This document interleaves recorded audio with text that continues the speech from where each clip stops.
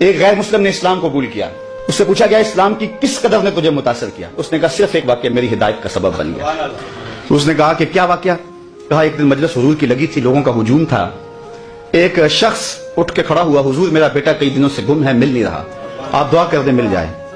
تو آقا کریم علیہ السلام قبل اس سے کے ہاتھ اٹھاتے ایک شخص جو باہر دروازے پہ کھڑا تھا، اس نے کہا حضور ابھی ابھی میں آیا ہوں فلاں باغ سے گزر کے، میں نے بچوں کے ساتھ اس کے بیٹے کو کھیلتا دیکھا فلاں باغ میں۔ باپ نے سنا کہ میرا بیٹا فلاں باغ میں ہے تو ظاہر اس نے فوراً دوڑ لگا دی۔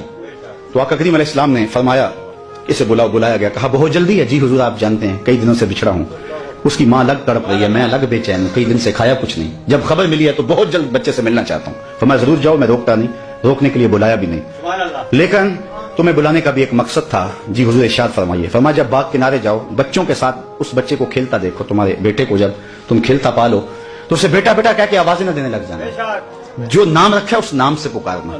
عرض کی حضور میرا بیٹا ہے، اگر بیٹا کہہ کے پکاروں تو حرج بھی کیا ہے؟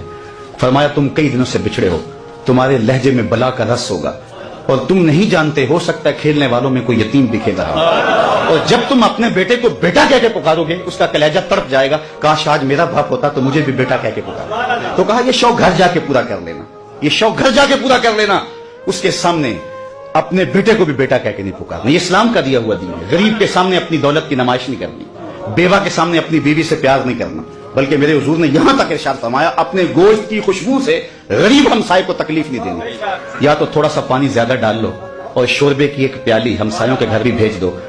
اگر ایسا نہیں کر سکتے تو پھر ایسے زاویے میں وہ کھانا پکاؤ کہ غریب کے بچوں تک اس کی خوشبو نہ پہنچے۔ بچے بچے ہیں، ضد کر بیٹھے اور انہوں نے اپنے غریب باپ سے تقاضا کر لیا تو بوڑھا باپ کیسے آرزو ان کی پوری کرے گا؟ وہ کیا کسی نے کہا تھا نا، اسی ڈر سے وہ بچوں کو دوپہر میں سلا دیتی ہے گلی میں پھر کھلونے بیچنے والا نہ آ جائے۔ تو کہا حضور کی نزاکت قلبیہ کا لحاظ رکھنا کہ یتیم کے سامنے اپنے بیٹے سے بھی پیار نہ کرنا، اس کو بیٹا کہہ کے نہ پکارنا، کہا یہ چیز میرے اسلام لانے کا سبب ہوا۔